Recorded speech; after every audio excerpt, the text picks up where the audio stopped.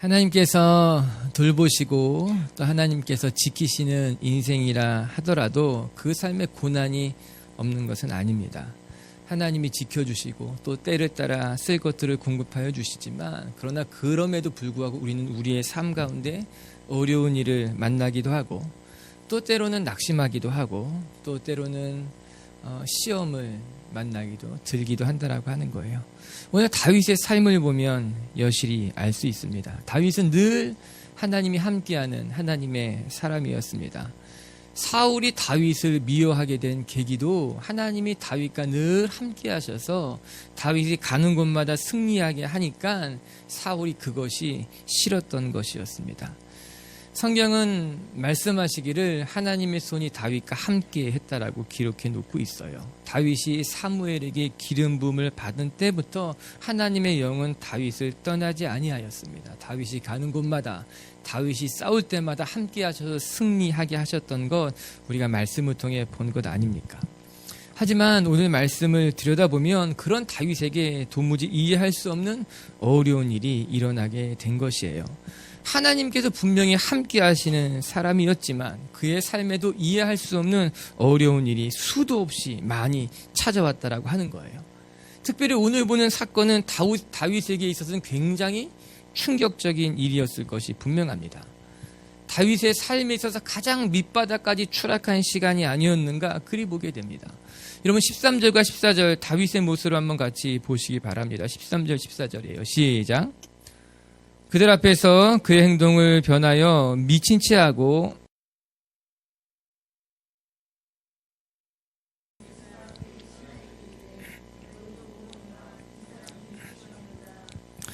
어째 그를 내게로 데려왔느냐. 여러분 오늘 다윗의 모습을 여러분 이해할 수 있겠습니까? 다윗이 아기수왕 앞에서 미친 척 했다라고 하는 거예요.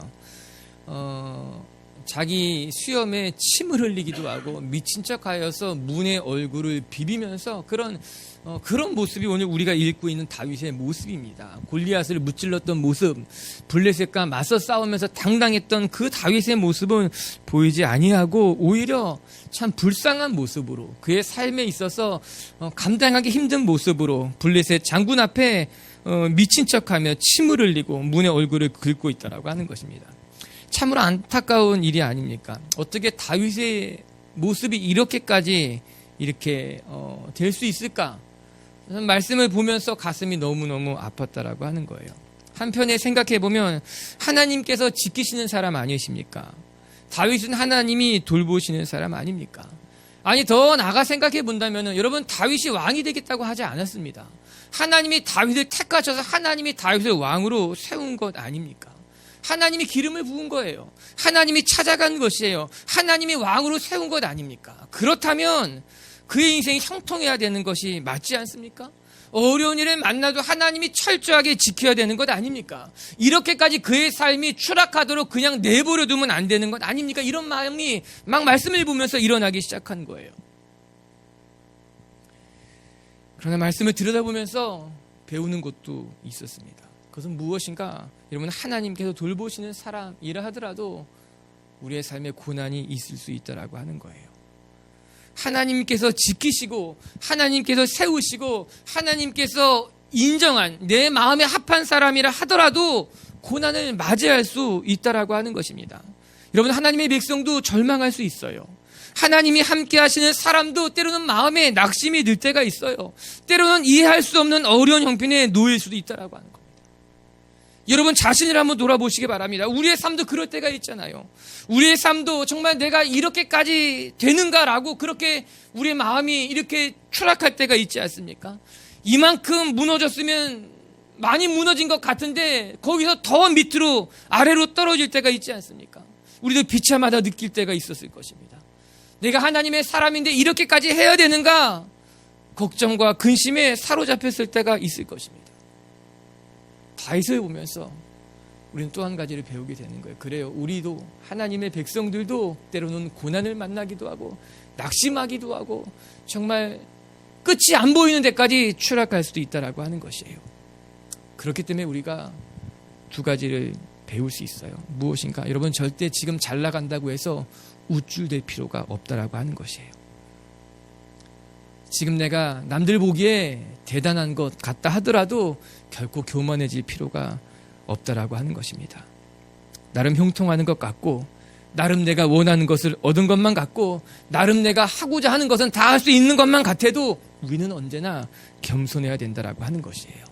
지금은 승승장구하는 것 같지만 또 이때가 지나면 고난이 찾아올 수 있다는 것을 기억하며, 하나님의 사람이라 하더라도 때로는 낙심할 일을 만날 수 있다는 것을 유념하며 우리는 우쭐대지 않아야 된다, 교만하지 않아야 된다, 언제나 겸손한 마음을 가지고 있어야 된다라고 하는 것입니다.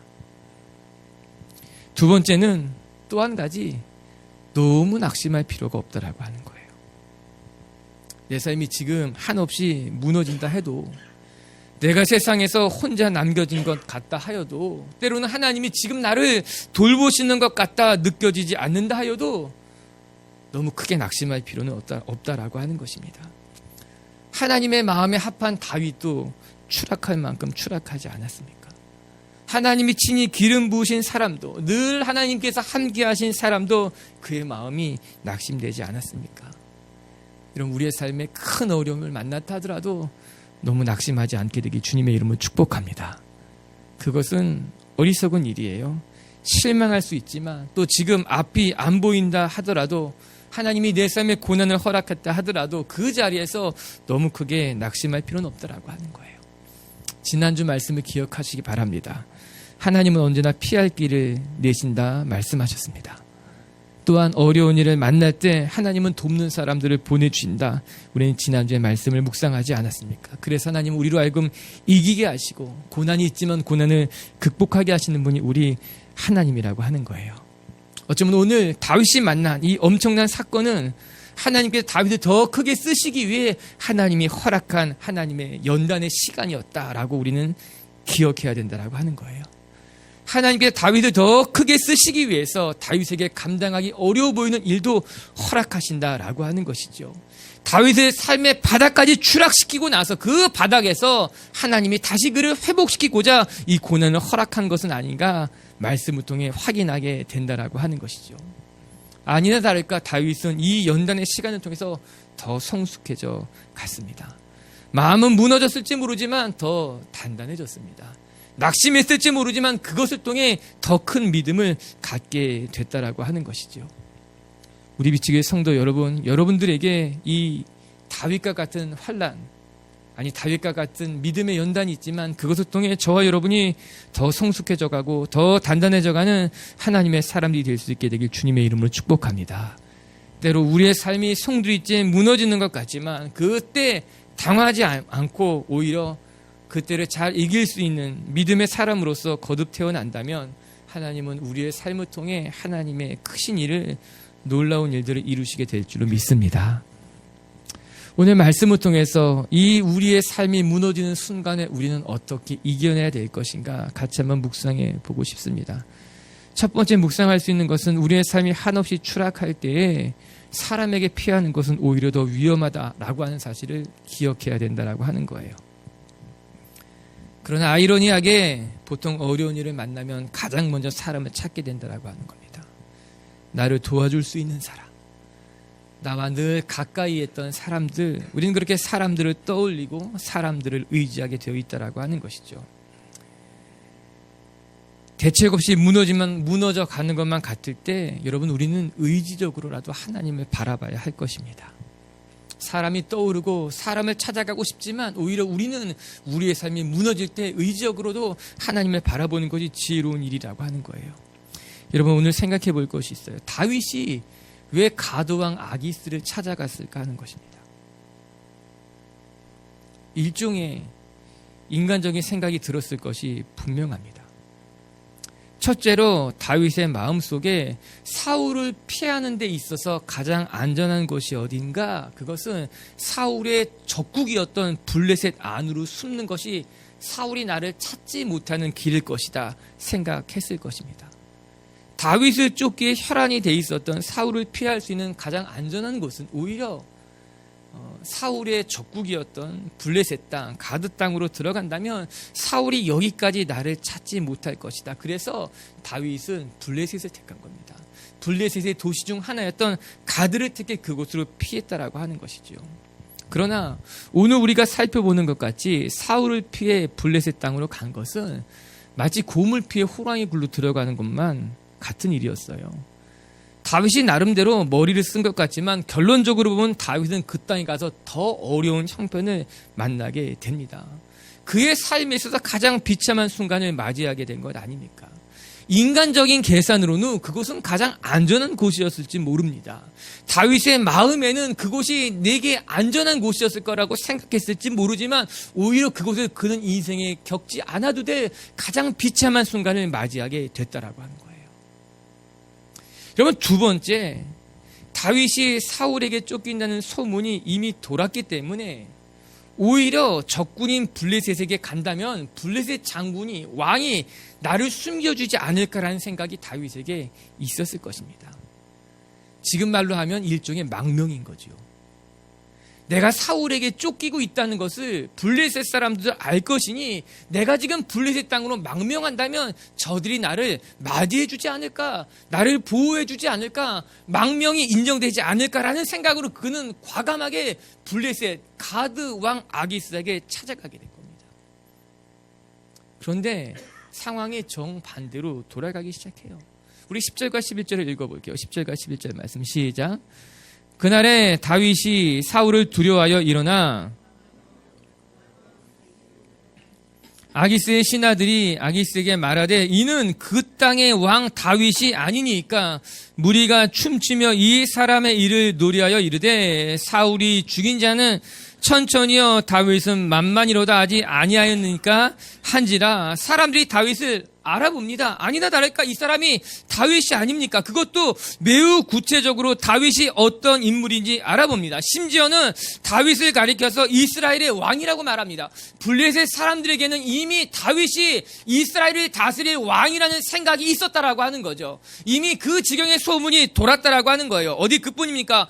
사울이 천천이라면 다윗은 만만입니다. 오늘 말씀을 더 정확히 보면 사울이 죽인 자는 천천이요 다윗이 죽인 자는 만만입니다라고 다윗의 과거의 이력까지 들추어내면서 저 사람이 다윗이라고 이야기한 거예요. 그런데 다윗 귀에 무슨 말이 들렸겠습니까? 사울이 죽인 자는 천천히요 다윗이 죽인 자는 만만이로다. 여러분, 이 말은요 아기스의 신하들이 좋은 의미를 가지고 좋은 의도를 가지고 다윗을 아기스에게 소개한 것이 아니라 저 사람이 다윗 블레셋 사람을 죽인 다윗입니다.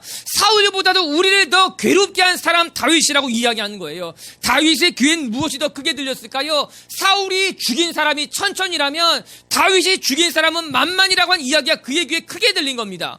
그래서 3절에 보게 되면은 12절에 보게 되면요 다윗이 그 말을 듣고 두려워하기 시작했다라고 하는 것입니다.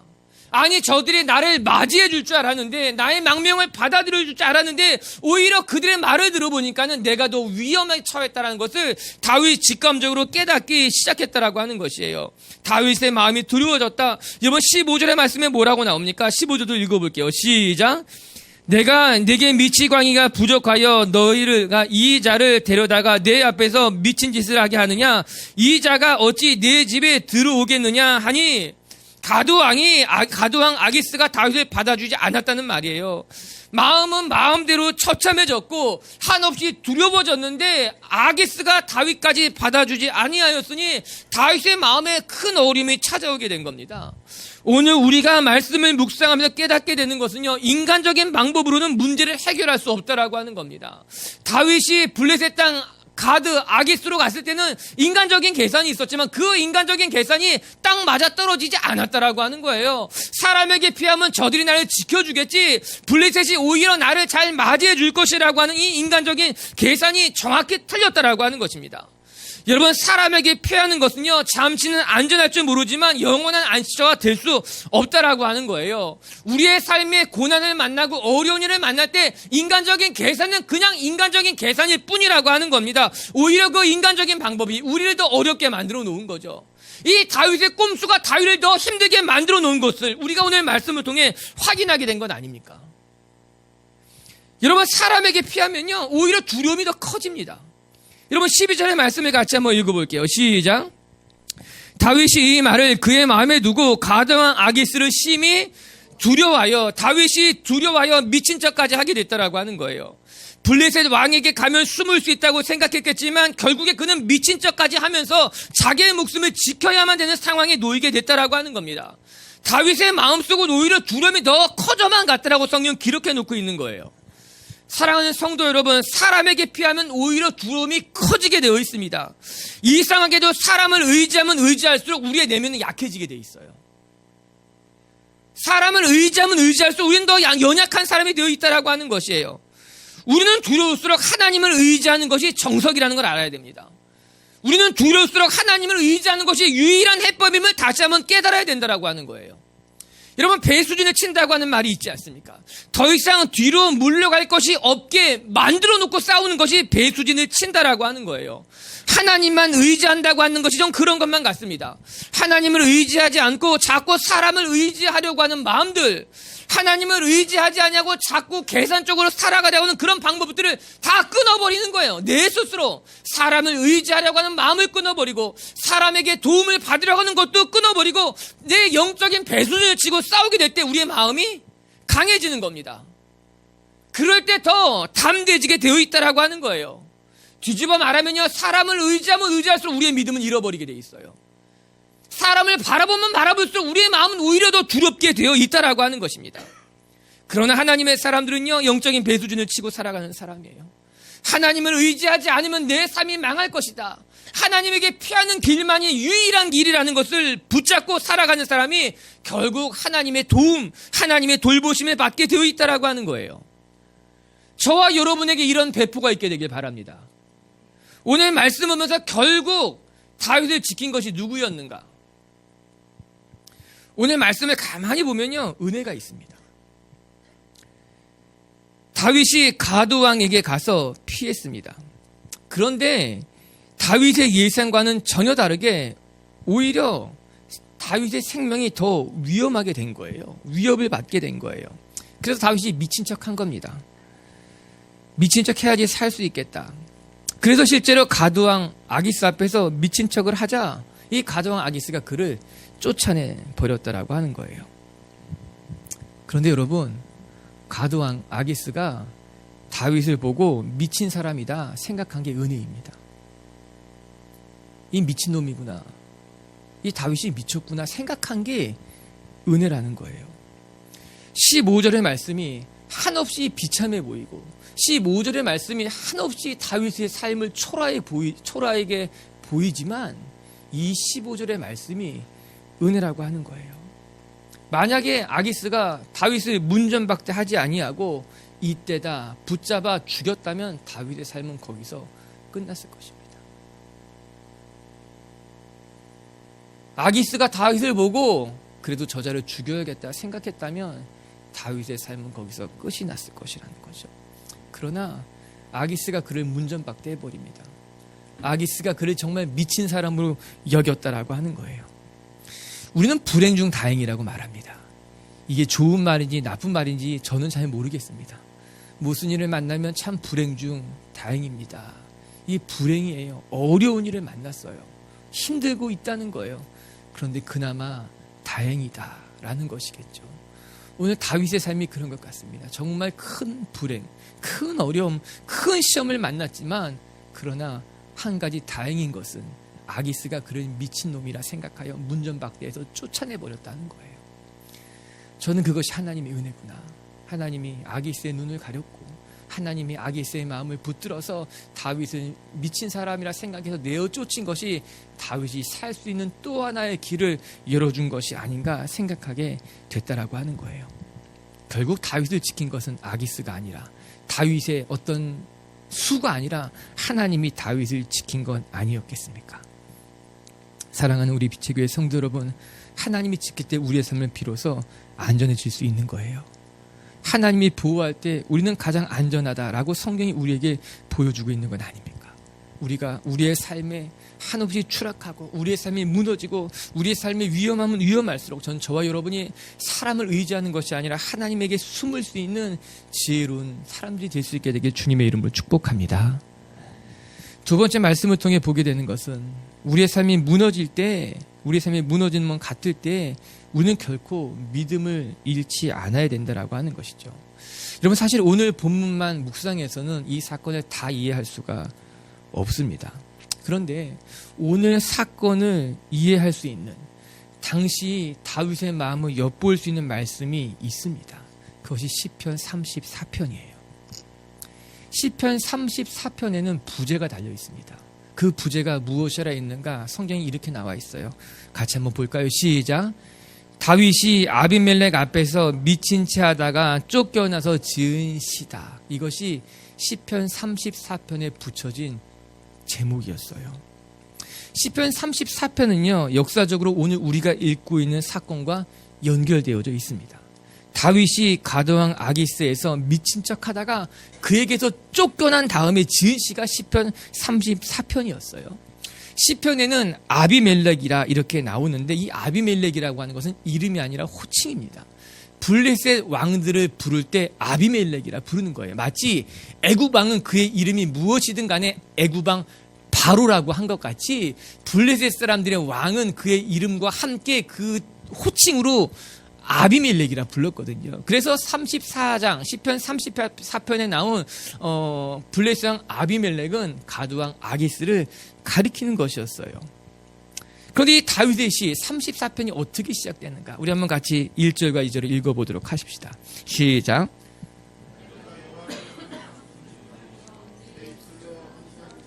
찬양하리이다. 내 영혼이 여호와를 자랑하리니 곤고한 자들이 이를 듣고 기뻐하리다. 아니, 곤고한 사람은 다윗인데 오늘 다윗이 무엇이라 이야기하는가? 내가 여호와를 항상 송축할 것이며 내가 주를 항상 찬양할 것입니다.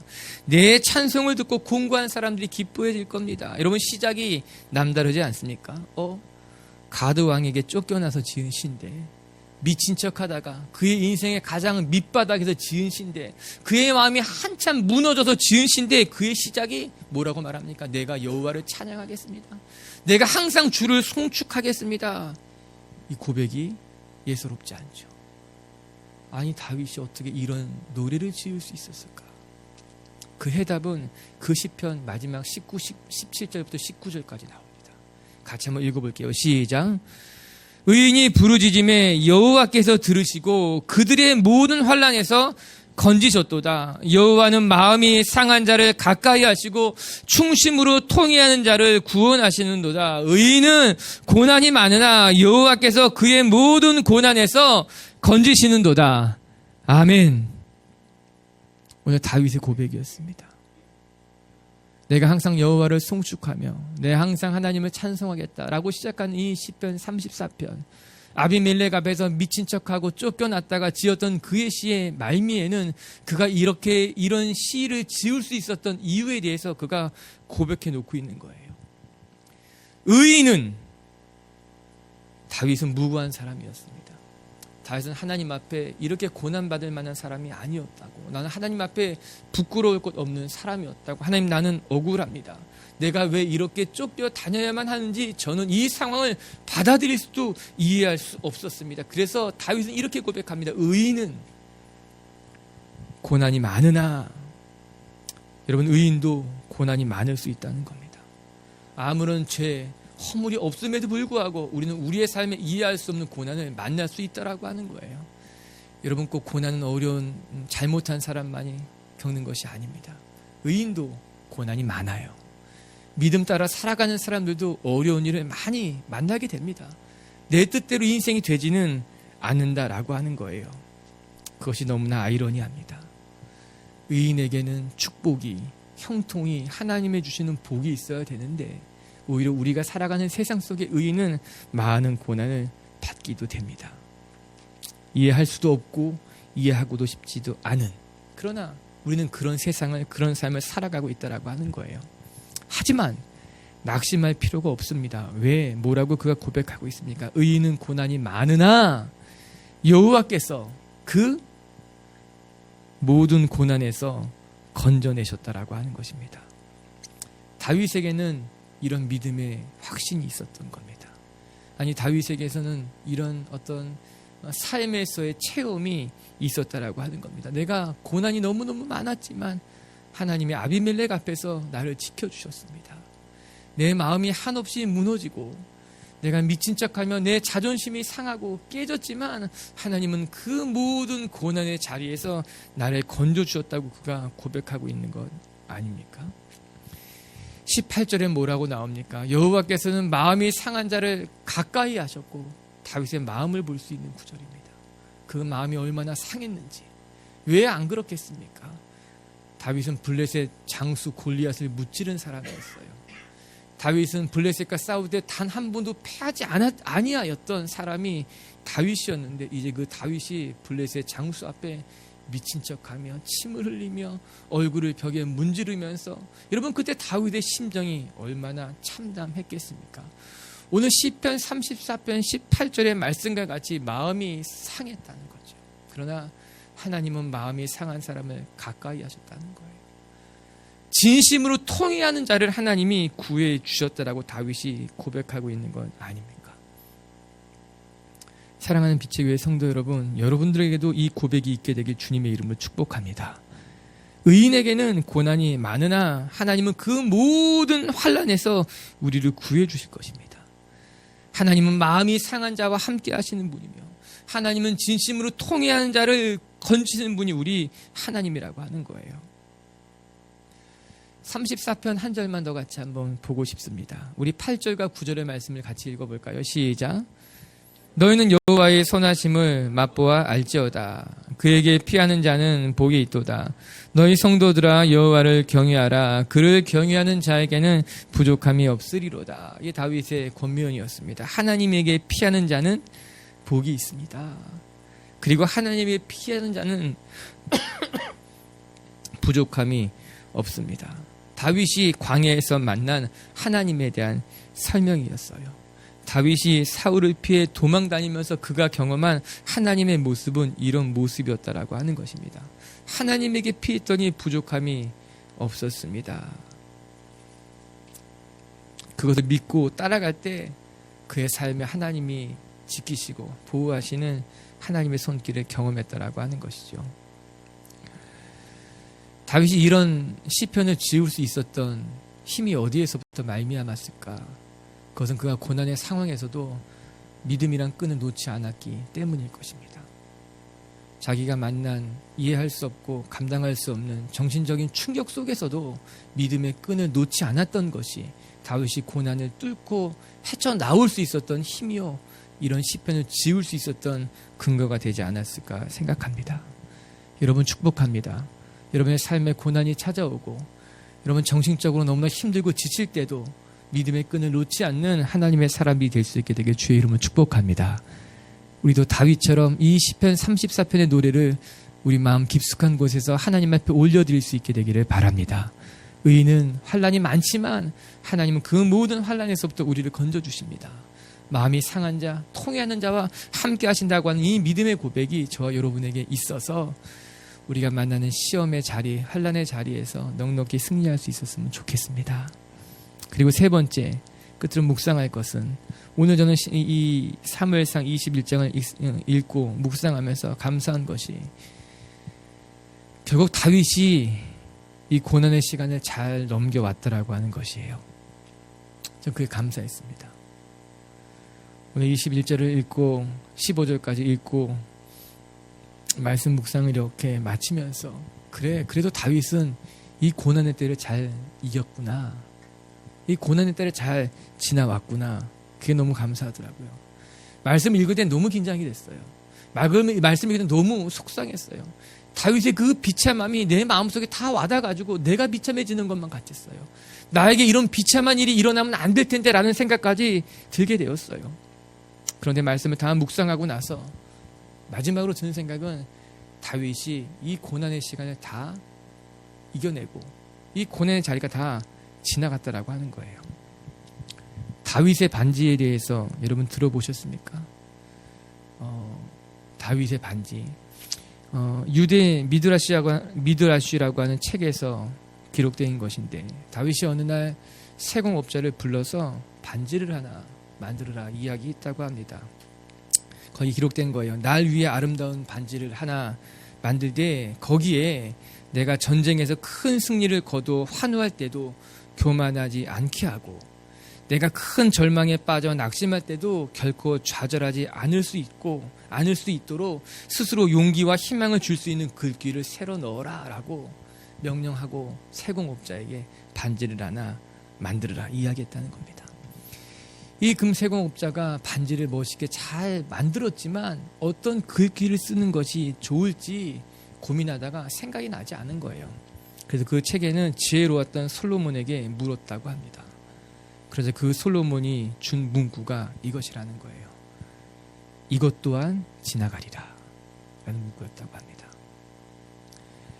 전쟁에서 큰 승리를 거두어 환호할 때도 이 일이 또 지나가게 될 것이다. 교만하지 말라는 말이겠고, 큰 절망에 빠져 낙심할 때에도 결코 좌절하지 않도록 이 일이 또한 지나갈 것이다 라고 기록해 놓았다라고 하더라고요. 다윗은 그 반지를 받고 좋아했다라고 하는 것이 그 유대인의 전승에 나오는 책에 기록된 것이라고 그렇게 이야기합니다. 다윗은 그 고난의 자리를 잘 이겨냈다라고 하는 겁니다. 그 시간이 다 지나갔고 결국 다윗은 그 고난을 이겨냈다라고 하는 것이죠. 로마서 8장 18절엔 이런 말씀이 나옵니다. 생각하건대 현재의 고난은 장차 우리에게 나타날 영광과 비교할 수 없도다. 다시 한번 읽어드릴까요? 생각하건대 현재의 고난은 장차 우리에게 나타날 영광과 비교할 수 없도다. 아멘. 우리의 삶에 고난이 있습니다. 때로는 내가 감당하기 어려운 일도 만나지만 그때마다 우리가 이 말씀을 기억할 것은 언젠간 지나갈 거라는 거예요. 때가 되면 하나님이 우리를 다 이기게 할 것이고 그 고난의 자리에서 우리는 승리의 찬송을 부르게 될 것이라고 하는 거예요. 생각하건대 지금의 고난이 크지만 장차 우리에게 나타날 하나님이 주실 영광에 비교한다면 그것은 비교조차 할 수 없는 아주 작고 좁은 것이다. 성경 그렇게 이야기하고 있다라고 하는 것이죠. 이 사랑하는 성도 여러분, 고난이 있습니다. 하나님이 지키고 하나님이 돌보시는 사람도 어려운 일을 만나게 될 것입니다. 그러나 기억하십시오. 지나갈 것입니다. 믿음을 붙잡고 있으면 어느 순간 그것도 다 지나가 좋은 기억이 될 것이고, 때로는 추억이 될 것이고, 때로는 간증이 될 것이고, 때로는 하나님을 찬송하는 노래가 될 줄로 믿습니다. 현재의 고난이 여러분을 넘어뜨리는 것이 아니라 장차 우리가 맞이하게 될 하나님의 영광을 바라보면서 지금의 고난의 시간을 잘 이겨나갈 수 있는 하나님의 사람들이 될 수 있게 되기를 주님의 이름으로 축복합니다. 할렐루야. 말씀을 마치겠습니다. 우리 인생이 때로는 바닥까지 추락할 때가 있습니다. 이만큼 떨어졌으면 더 떨어질 것이 없을 것만 같은데 그 자리에서도 더 떨어질 때가 있다라고 하는 것이죠. 그때 여러분 마음을 추스리는 것이 중요합니다.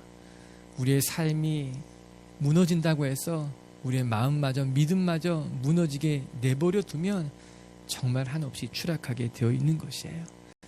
전 저와 여러분이 우리의 삶이 무너지는 그때 우리의 마음을 지킬 수 있는 분들이 될 수 있게 되길 주의 이름으로 축복합니다.